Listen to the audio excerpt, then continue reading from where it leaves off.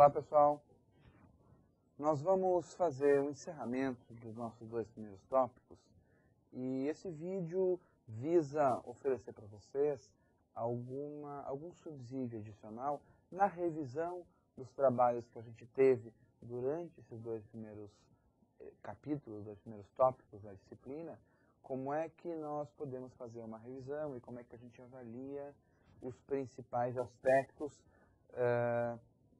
do fomento, da parte inicial da análise contábil.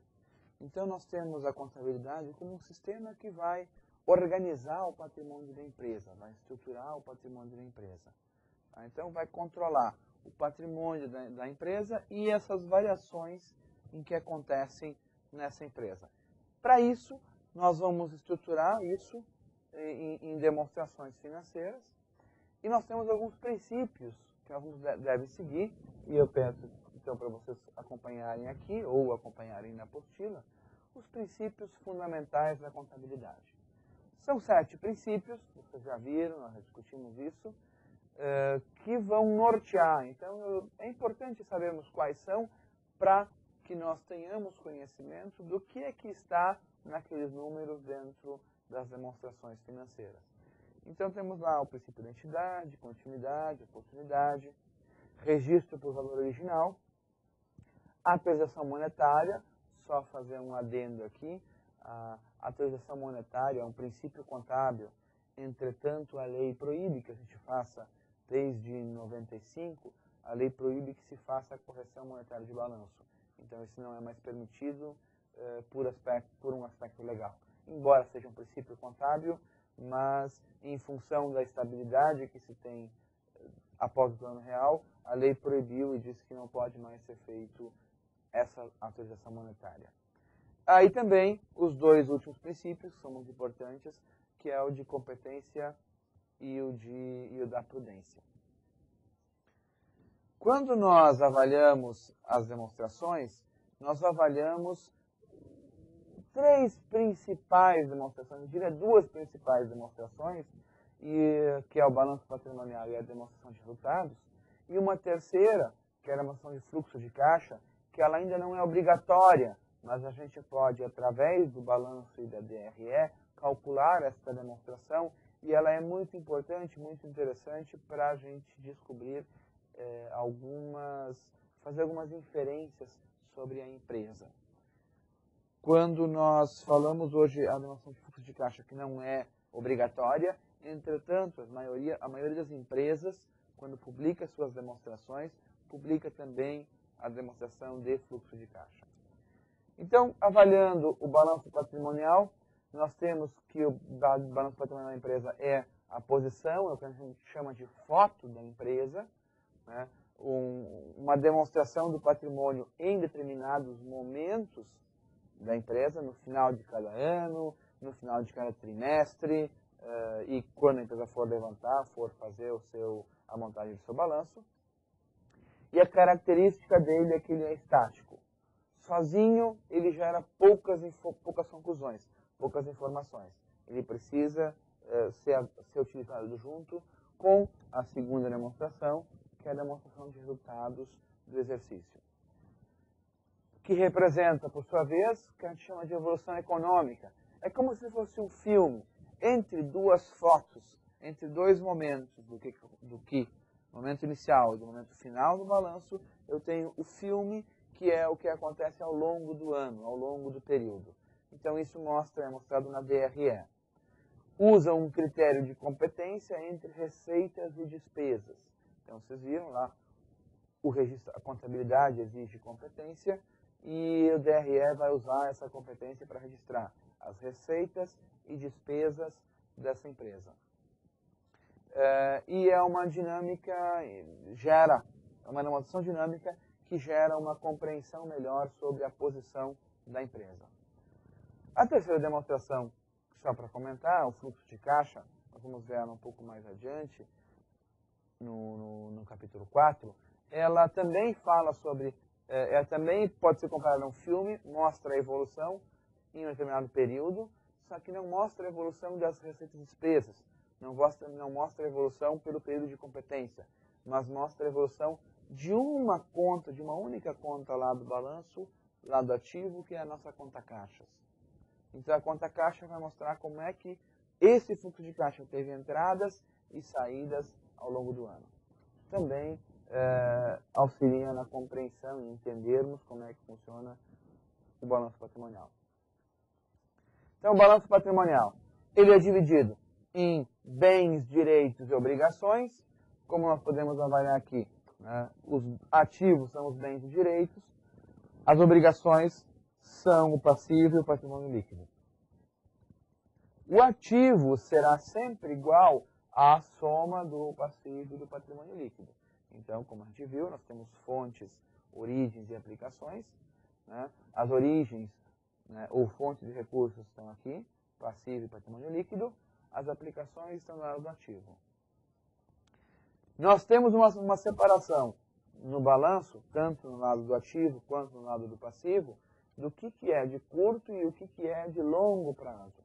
Então, nós temos lá o ativo circulante, que é o de curto prazo, que é tudo que eu tenho a receber no curto prazo, e o passivo circulante, que é tudo que eu tenho a receber no tudo que eu tenho a pagar no curto prazo. Os dois lados seguem uma regra, seguem uma norma de classificação. Prazo de liquidez no lado do ativo, prazo de exigibilidade no lado do passivo e patrimônio líquido. Então, as contas que estão registradas seguem esse critério para ser definida a ordem dentro da demonstração.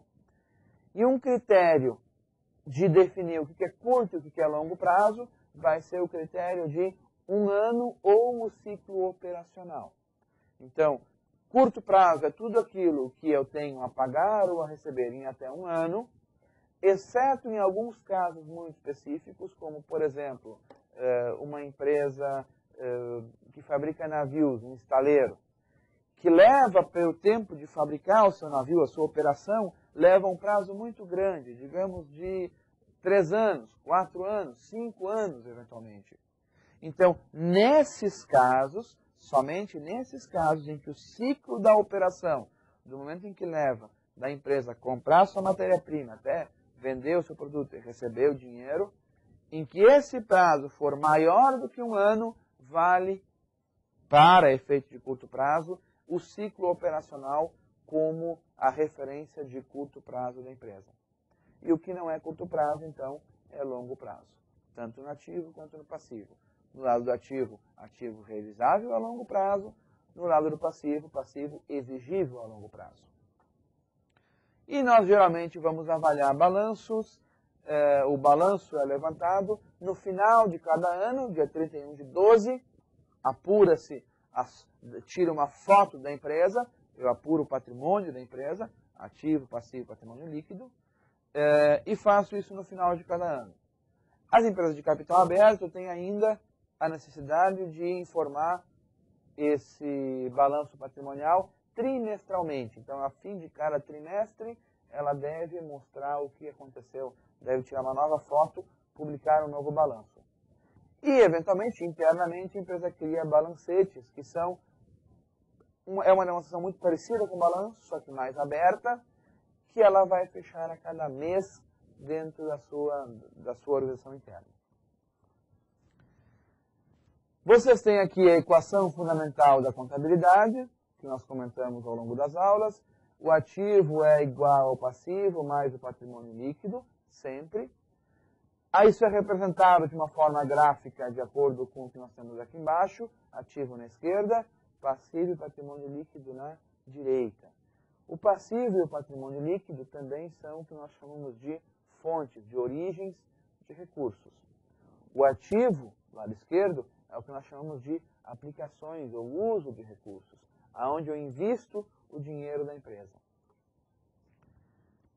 Essa equação ela sempre vai ser mantida em qualquer operação que a empresa faça, e o resultado da empresa nós podemos avaliar como o patrimônio líquido do período 1 menos o patrimônio líquido do período 0. Então, no nosso esquema, nossa fórmula, o nosso resultado é o PL de T mais 1, do período 1, menos o PL de T, do período 0. Isso vai dar o resultado da empresa, desde que a empresa não faça, obviamente, nenhuma distribuição de recurso, pagamento de dividendo, nem o sócio coloque dinheiro novo, mantidas as mesmas circunstâncias. Quando nós temos as decisões financeiras, e nós vimos isso durante as aulas no material da apostila também, nós temos lá as aplicações de recurso no lado esquerdo, no lado do ativo, e as captações de recurso ou a origem no lado direito, no lado do passivo e patrimônio líquido. Então nós temos aqui ativo e passivo. No lado do ativo, nós temos o que a gente chama de investimento ou alocação de recurso, onde eu coloco o recurso. No lado do passivo, o financiamento desses recursos. E daqui nós temos as três decisões, as três grandes decisões da empresa. No lado esquerdo, a aplicação de recurso, onde a empresa faz, onde coloca esse recurso, onde a empresa faz investimentos de longo prazo. O que a gente chama também de orçamento de capital. No lado direito do balanço, a captação de recursos de longo prazo, ou o que nós chamamos de estrutura de capital. O que é que a empresa vai buscar com seus sócios e o que a empresa vai buscar de empréstimos de longo prazo. E em cima, no balanço, no ativo e passivo circulante, nós temos as decisões operacionais, ou também chamadas de decisões de capital de giro, aonde a empresa tem onde vai estar acontecendo a operação da empresa. Além disso, nós temos uma decisão também que fala sobre dividendos. Então, se a empresa vai distribuir dividendos ou não. Alguns dizem que isso é simplesmente uma decisão da onde vem o dinheiro, ou direcionar, uma decisão de aplicação de recursos. Outros defendem que isso é também uma área relevante quando se fala em finanças. Então, como nós comentamos antes, no balanço patrimonial a gente separa o balanço pelo critério de liquidez. Vem primeiro o que tem maior grau de liquidez, ou seja, o que se transforma em dinheiro mais rápido. Então, eu tenho lá dentro do ativo circulante as contas que eu vou receber no curto prazo. Depois, um grupo separado, o ativo realizável a longo prazo, aquelas contas em que eu vou receber máximo a longo prazo. E, por último, o ativo permanente, aí dividido em investimento, imobilizado e diferido da empresa. O ativo permanente não tem nenhuma conotação de venda, ele não existe para ser vendido. Eventualmente, até posso vender e transformar ele em dinheiro, mas ele existe para gerar subsistência, para gerar a operação da empresa. No lado do passivo, eu tenho o critério de exigibilidade. Então, vem antes no passivo aquelas contas que são exigíveis, que eu tenho que pagar mais rápido. As contas que eu tenho que pagar mais rápido estão dentro do grupo passivo circulante. Depois disso, eu tenho as contas para pagar no longo prazo, que me geram um grupo de passivo exigível a longo prazo. E por último, eu tenho o patrimônio líquido, que a exigibilidade não existe, o sócio não pode exigir que o dinheiro seja retirado, mas também é uma obrigação da empresa com que gere retorno para esse sócio.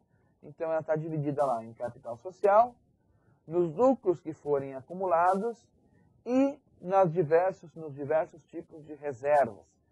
E reservas, lembrando, são simplesmente uma aplicação diferente ou um carimbo naqueles lucros em que a empresa foi obtendo. Ela reservou dinheiro, obteve o lucro e fez a reserva para determinado fim. A diferença entre ativo circulante e passivo circulante nos dá o que vocês geralmente têm discriminado nas demonstrações publicadas, o capital circulante líquido. Pegando o balanço, vamos pegar o lado do ativo inicialmente. O grupo ativo circulante vai se dividir em algumas contas. O critério das contas também obedece àquela questão de liquidez. primeiro as contas que vão ser recebidas antes.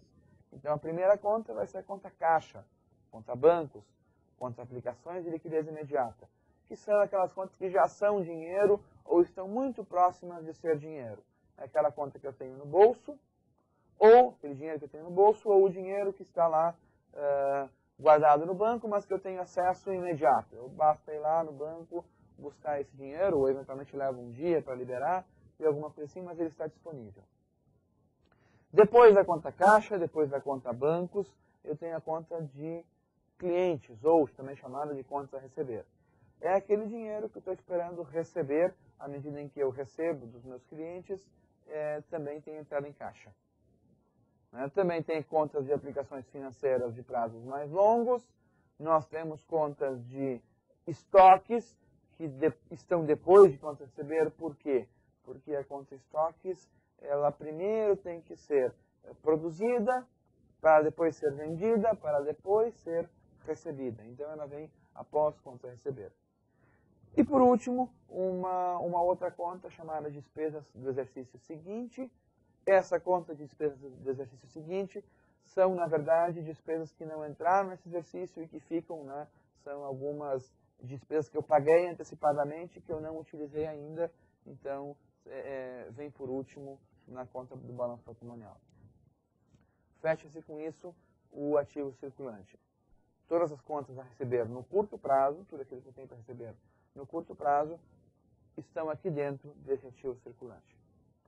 O ativo realizável a longo prazo vai me permitir avaliar tudo aquilo que eu tenho a receber acima de um ano. Então, eventualmente, posso ter, é difícil, mas posso, ter contas a receber acima de um ano, com prazo maior de um ano. Então, essas contas estão classificadas no ativo realizável a longo prazo. Eventualmente, também, algumas aplicações financeiras de prazo muito longo que a empresa faça. Também vão estar lá no realizável a longo prazo. Uma outra conta, e aqui a lei define isso, empréstimos ou adiantamento concedidos a coligadas, empresas que são sócias, ou controladas, ou então diretores, acionistas, pessoas ligadas à empresa. Independente do prazo, a lei obriga, a lei 6404 obriga que estes empréstimos sejam classificados no realizável a longo prazo. Por quê? Porque se eu empresto dinheiro para o presidente da empresa, para o diretor da empresa, o gerente financeiro não vai ir lá na porta do diretor, na porta do presidente, conseguir cobrar e dizer, olha, você tem uma conta vencendo hoje, você tem que pagar. Então, por prudência, por aquele princípio contábil de prudência, nós consideramos esse tipo de empréstimo sempre, sempre no ativo realizável a longo prazo, aqui independente do prazo. Também temos os mútuos, que é uma coisa parecida, só que é um empréstimo de uma empresa para outra empresa do grupo. Quando eu tenho um empréstimo de uma empresa, que é o mútuo, empréstimo mútuo, que se dá entre empresas, também, independente do prazo, nós classificamos ele no ativo realizável a longo prazo. Avaliando o ativo permanente, nós temos 3 grupos, como nós vimos no trabalho, nos estudos. Tá? O primeiro grupo é o grupo de investimentos, são umas participações que a empresa faça, são coisas que ela não utiliza na sua atividade. Ela faz um investimento, mas aquele investimento não é obrigatório para que a empresa constitua, para que a empresa exerça o seu princípio, o seu objeto social.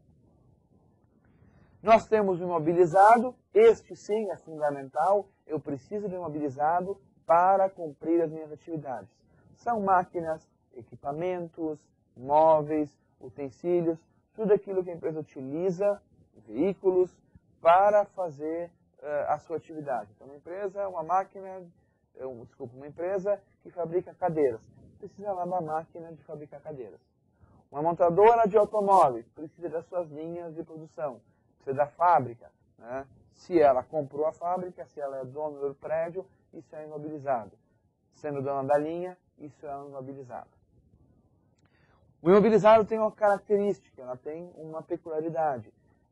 alguns imobilizados vão perdendo valor ao longo do tempo. Quando eu tenho essa perda de valor, é o que a gente chama de depreciação. Então, junto com cada conta de imobilizado, eu tenho embaixo uma conta redutora de depreciação acumulada. Essa conta de depreciação acumulada, ela vai reduzir o saldo final da conta da empresa, da conta de imobilizado da empresa. Por último, nós temos a conta do diferido. São aplicações de recursos ou despesas gastos para contribuir com o resultado de mais de um exercício. Então, elas não podem ser totalmente consideradas como gasto em um exercício. Então, elas vão para o diferido e vão ser também amortizadas. O princípio é exatamente o mesmo do imobilizado. Entretanto, a diferença do imobilizado e do diferido é que o imobilizado é tangível, ele é tátil. Eu posso pegar o imobilizado. O diferido ele não é tangível, ele é uma despesa que aconteceu. Um exemplo muito claro disso é quando a empresa faz um projeto, vai elaborar estudos de viabilidade, faz todo um projeto que a gente considera que às vezes a empresa gasta 80% do custo, 10% do custo de abertura com o projeto, e esse projeto não pode ser despesa naquele período, porque o projeto existe para a empresa existir. Então, esse projeto a gente considera ele como um diferido. Todos os gastos que forem feitos em relação a esse projeto do negócio da empresa. Nas contas do passivo, então nós fechamos as contas do ativo, nós vamos agora para as contas do passivo. Nas contas do passivo a gente tem a mesma abertura, né? Então eu peço para vocês verificarem aqui nas nossas contas. No passivo circulante nós vamos ter fornecedores, impostos a recolher, empréstimos bancários, contas a pagar, provisões a pagar, né, de férias, de 13º, de imposto de renda. Em resumo, tudo que a empresa tem a pagar, todas as contas que a empresa tem a pagar em até um ano, dentro do seu curto prazo. No passivo exigível a longo prazo, a empresa tem aquelas contas que ela precisa pagar no longo prazo. Fornecedores, impostos a recolher, empréstimos bancários e outras contas a pagar. Sempre considerando longo prazo ou o prazo de um ano ou o prazo maior do que o seu ciclo operacional. E temos mais um grupo que é um pouco não usual, mas quando vocês pegarem um balanço, talvez vocês se deparem com ele, que são os resultados de exercícios futuros. Na verdade, são algumas receitas de exercícios futuros, reduzidas dos custos de prestar isso lá no exercício futuro, que a empresa já auferiu.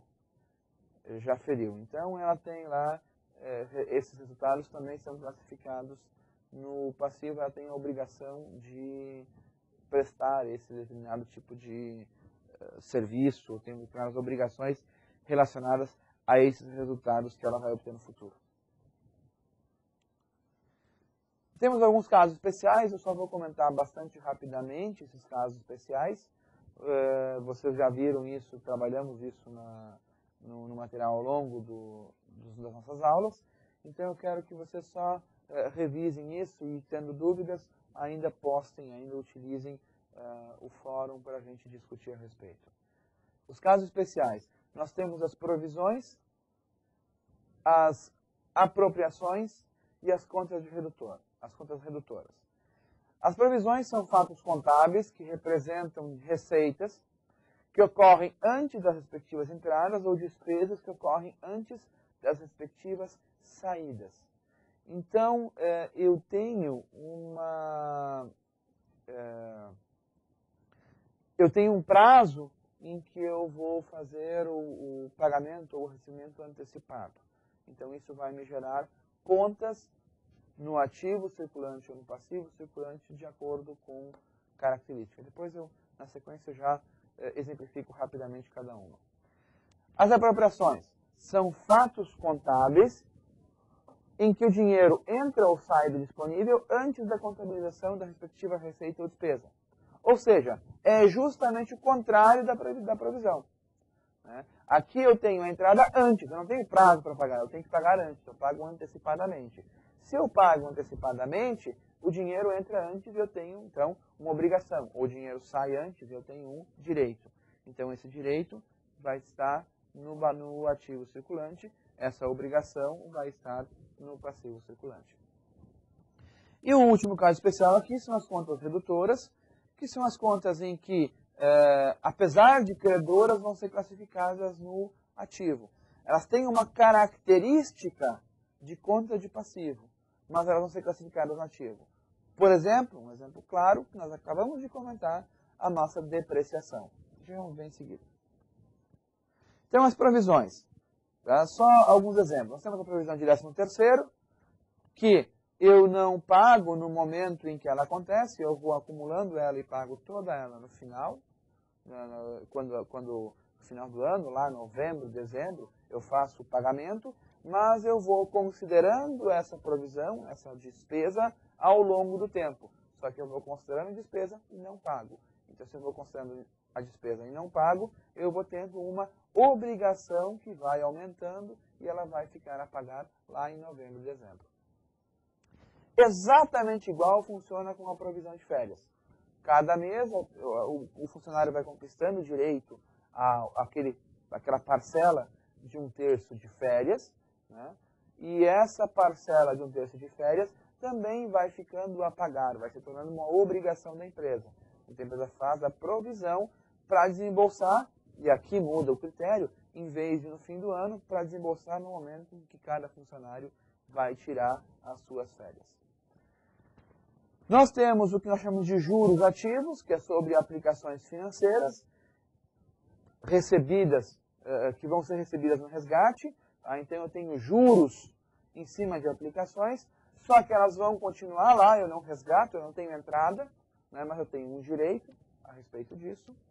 E eu tenho os juros passivos, que são empréstimos, eu não tenho a saída, mas eu tenho a obrigação de pagar no momento em que eu tiver acordado de fazer os pagamentos dos juros passivos. Que me gera, então, né, vai me gerar uma entrada futura, vai me gerar um direito no caso dos juros ativos e uma obrigação no caso dos juros passivos. Então, juros ativos registrados no ativo, juros passivos registrados no passivo. As apropriações são aquelas apropriações em que a gente vai fazendo ao longo do tempo, tipo a depreciação. A empresa compra um imobilizado, compra uma máquina, e essa máquina vai perdendo valor ao longo do tempo. Então ela vai depreciando. A exaustão e a amortização são a mesma coisa, o processo é idêntico. Eu vou explicar e funciona para os três. Tá? Só que a exaustão ela é específica para ser utilizada em questões extrativistas, eu estou fazendo uma exploração de uma mina, exploração de uma floresta, alguma coisa nesse sentido, também vai perdendo o seu valor, vai se exaurindo aquela mina, e a amortização é aquele efeito que eu comentei agora há pouco sobre o diferido da empresa. Também vai amortizando o diferido que a empresa construiu. Mas então a empresa faz a compra de imobilizado e esse imobilizado vai perdendo valor ao longo do tempo e esse valor vai sendo depreciado, vai se tornando uma despesa de acordo com o momento em que ela perde esse valor. Perde valor, em cada momento vira despesa e ao mesmo tempo reduz a conta de ativo permanente, a conta de imobilizado, lá por aquela continha redutora que cada ativo vai ter. Tem ainda um caso da despesa antecipada, que é uma despesa do tipo seguros, que nós contratamos ela no início de um período e ela vai sendo utilizada ao longo do período. Então, eu vou apropriando ela ao longo do período. Então, faço a contratação de um seguro. Esse seguro me dá proteção por 12 meses, só que eu tenho que pagar o seguro hoje. À medida em que eu vou apropriando e que eu vou utilizando esse seguro, eu vou apropriando a despesa e, consequentemente, reduzindo o valor no que está lá na despesa antecipada que foi registrada no ativo. Do mesmo jeito, no lado do passivo, exatamente igual, eu tenho receitas antecipadas. Né? Eu tenho receitas em que eu já recebi. Então, eu vou, à medida que eu for prestando esse serviço, imagine que eu recebo antecipada por um serviço, eu vou prestando ao longo do tempo. Quando eu for prestando esse serviço, eu reconheço essa receita e vou diminuindo a minha obrigação que está lá no lado do passivo. Depreciação, nós temos algumas regras para computar, e essas regras são as que vocês podem enxergar aqui na nossa tabelinha. Tá? Regra geral, tem particularidades, mas veículos geralmente se depreciam em 5 anos, computadores em 5 anos, móveis e equipamentos em 10, utensílios, móveis e utensílios também, máquinas de equipamentos em 10, móveis e utensílios idem, prédios e construções em 25 anos, e terrenos não têm depreciação. Então, terrenos não depreciam, não perdem valor. Só perde valor prédios que estão em cima do terreno. Então, como isso aqui é regra geral, tá? Existem algumas possibilidades de fazer ou gerar uma depreciação diferente. Tem alguns laudos técnicos e a Receita aceitando isso, a empresa pode fazer uma depreciação que a gente chama de acelerada, depreciar mais rápido, porque explica em que ela usa e ocorre a perda de valor mais rapidamente. Mas tem que ter um laudo técnico especializado afirmando isso. Rapidamente, quais são as contas redutoras, que são aquele caso específico, aquele caso especial que nós comentamos antes.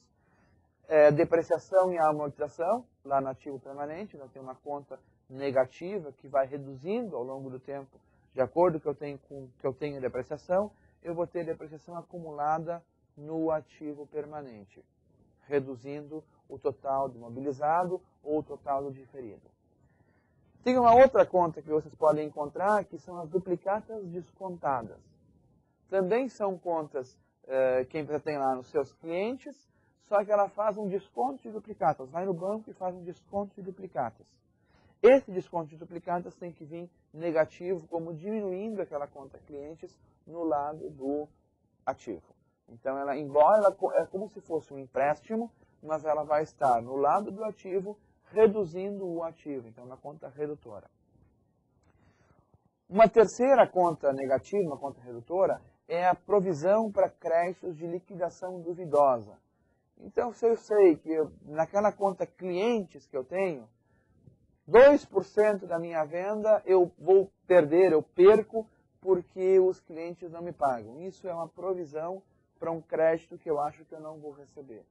Que eu tenho a previsão de não receber. Então, eu faço uma provisão.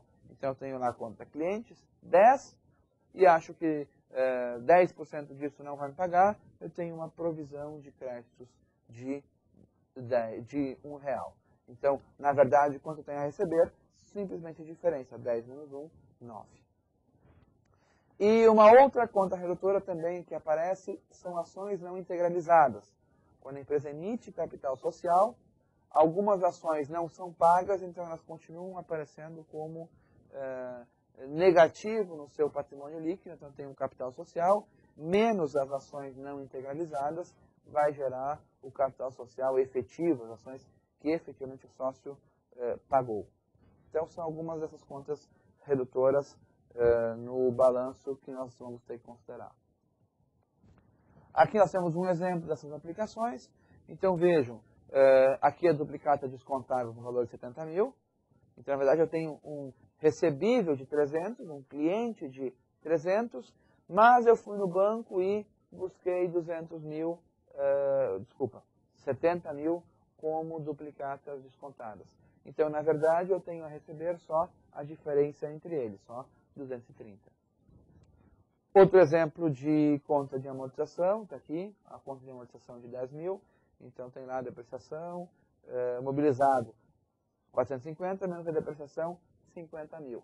O imobilizado da empresa vai ser de, na verdade, 400 mil. Da mesma coisa, eu tenho lá a amortização, que é em relação ao diferido, ela tem uma amortização acumulada de 10 mil. Então, o valor líquido das benfeitorias vão ser de 50 mil. e assim por diante. Então, e lá, aqui nós temos o capital social da empresa é 600, as ações não integralizadas é 40 mil, o capital social efetivo da empresa, o capital integralizado é, na verdade, só 560 mil. Então, o balanço determina ou tem algumas contas em que não são, ou são redutoras, e elas têm natureza diferente no processo do balanço. Continuando, nós vamos avaliar o DRE, Demonstração de Resultados, que nós já tínhamos visto também na aula, então só revisando aqui. Nós temos a receita bruta de vendas, menos aqueles impostos incidentes e as devoluções. Isso nos gera a receita líquida. Sempre quando a gente fala de uma empresa, de vendas de uma empresa, a gente deve pegar as receitas líquidas. Por quê? Porque os impostos que são faturados pela empresa, eles não entram na empresa. Então, eles vão ser destinados ao governo. Então, eu tenho que retirá-los. Devoluções, também, eu fiz o faturamento, mas isso voltou. Então, o faturamento bruto não gerou receita efetiva. Então, sempre vamos considerar receita líquida da empresa. Receita líquida menos o custo dos produtos vendidos, né, que é o custo dessa venda. Eu vendi 10 itens, cada um desses itens eu vendi por R$50, eu vou ter uma receita líquida de 50.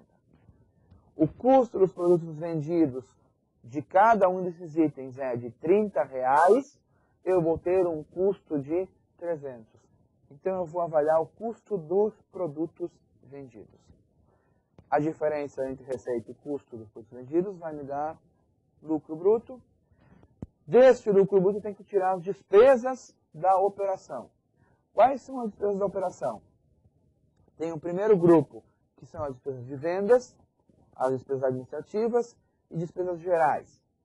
Nesse grupo, são todas aquelas despesas que não estão aplicadas diretamente com o produto, mas que são despesas para que a empresa possa se manter. Logo embaixo tem também as despesas financeiras líquidas. Quando a gente fala de despesas financeiras líquidas, a empresa já faz um ajuste, porque a empresa pode ter algumas aplicações que geram também receitas financeiras. Quando a gente fala de despesas financeiras líquidas, estamos falando de despesas financeiras menos receitas financeiras que a gente teve. Isso entra negativo no meu DRE. Depois eu tenho mais ou menos, né, outras receitas e despesas operacionais que vão gerar o meu lucro operacional. Então, o lucro bruto, menos essas despesas gerais, administrativas e de vendas, menos despesas financeiras, mais outras receitas, menos outras despesas operacionais, geram o lucro operacional da empresa. Desse lucro operacional, nós temos que considerar aumentar receitas não operacionais e diminuir despesas não operacionais. E aí nós vamos ter o lucro antes do imposto de renda. Esse lucro antes do imposto de renda vai nos servir de base de cálculo para fazer a provisão, para fazer o pagamento do imposto de renda. Então a gente tira, faz a provisão aqui do que tem que pagar no imposto de renda. E também as participações de administradores, de funcionários, de partes beneficiárias da empresa, todas aquelas participações em cima de resultado. Também são tiradas nesse ponto depois do imposto de renda. E o lucro antes do imposto de renda, menos o imposto de renda e menos as participações, vão gerar o lucro líquido do exercício desta empresa. Muito bem. Algumas definições básicas para nós trabalharmos. Só revisando o que a gente tinha. Os bens é tudo que a empresa tem e que vai satisfazer alguma necessidade, estão no lado do ativo. Direitos, tudo que a empresa tem direito a receber, também no lado do ativo. As obrigações são aquilo que a empresa tem para pagar, ou tem uma obrigação para com ou terceiros, que é o passivo, ou sócios, ela tem obrigações com sócios. Isso está classificado no patrimônio líquido.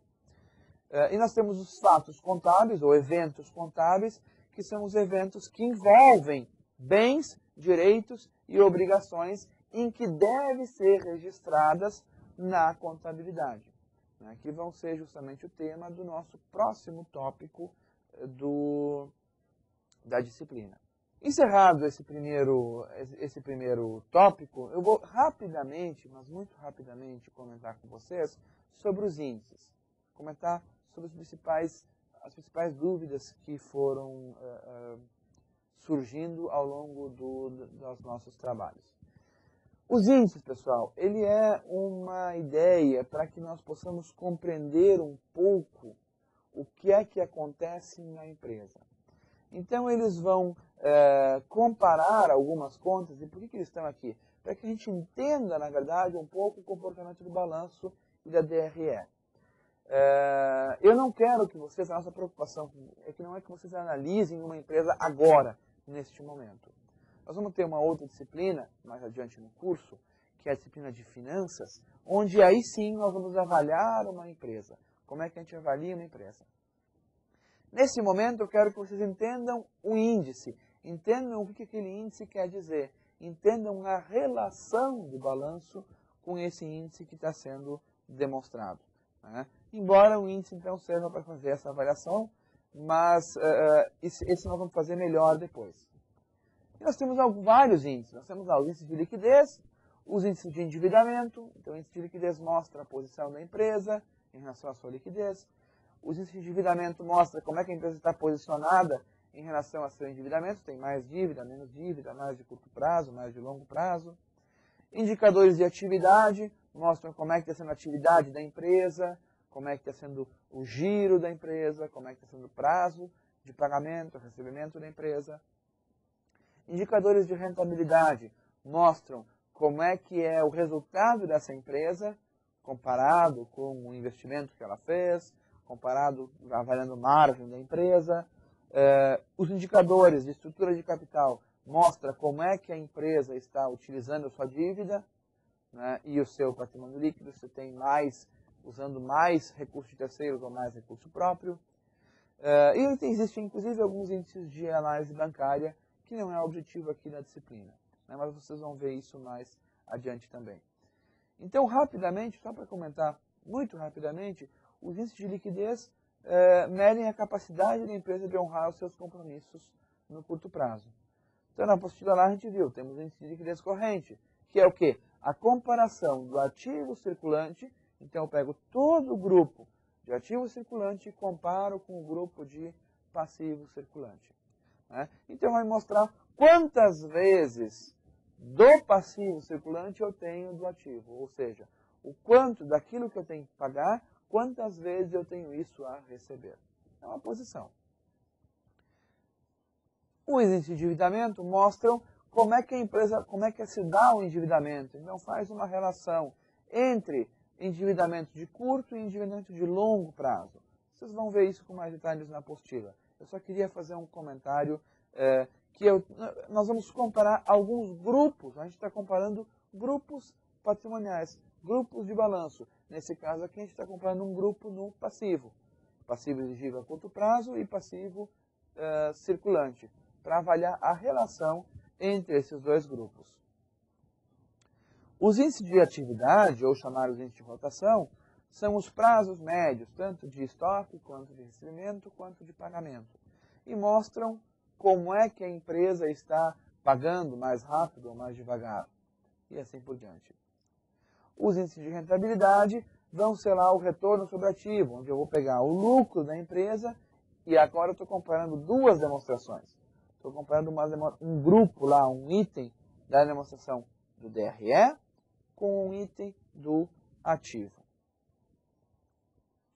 Tá? E o ativo, ele pode ser desmembrado em duas partes. No que a gente chama de margem, que é o lucro operacional sobre as vendas, e no que nós chamamos de giro do ativo, que são as vendas sobre o ativo. Regra matemática básica: se eu tenho lá multiplicação e tenho duas variáveis iguais, eu posso cortar vendas, eu tenho lucro operacional sobre ativo. Então, o mesmo retorno sobre patrimônio líquido pode ser considerado como margem vezes giro, ou simplesmente o lucro operacional sobre ativo. Então, isso aqui me permite entender um pouco a dinâmica do retorno sobre ativo da empresa. Pessoal, essa segunda parte, esse segundo tópico, ele é um tópico para nós entendermos como é que funcionam os grupos, como é que funciona a inter-relação entre os grupos, e dá algumas ideias sobre como é que se analisa. Não é nosso foco agora, analisar uma empresa, mas ter alguns insights. Se vocês quiserem discutir essas questões, esses insights, isso que vai aparecendo, vocês podem utilizar o fórum e a gente discute isso. Mas o que eu gostaria que vocês entendessem nesse momento é relação entre os grupos do ativo, passivo, patrimônio líquido e da DRE. Como é que funciona, qual é a estrutura dentro de cada um dos grupos. No próximo tópico, nós vamos então começar a fazer operações em cima dessas estruturas. Ok? Então, pessoal, agradeço a atenção de vocês. Recomendo para que verifiquem os prazos, controlem os prazos. Temos tido alguns problemas na plataforma, mas já foram sanados. Então, procurem, dentro das possibilidades, sempre se manter dentro do prazo para fazer a entrega dos exercícios. Então, controlem, verifiquem o prazo, façam as entregas em prazo hábil para que nós tenhamos um bom desempenho, para que vocês entendam e para que eu possa avaliar corretamente e adequadamente vocês e a gente possa todos lograr êxito nessa disciplina de recuperação em contabilidade. Ok? Agradeço a atenção, um bom estudo e até a nossa próxima aula. Obrigado.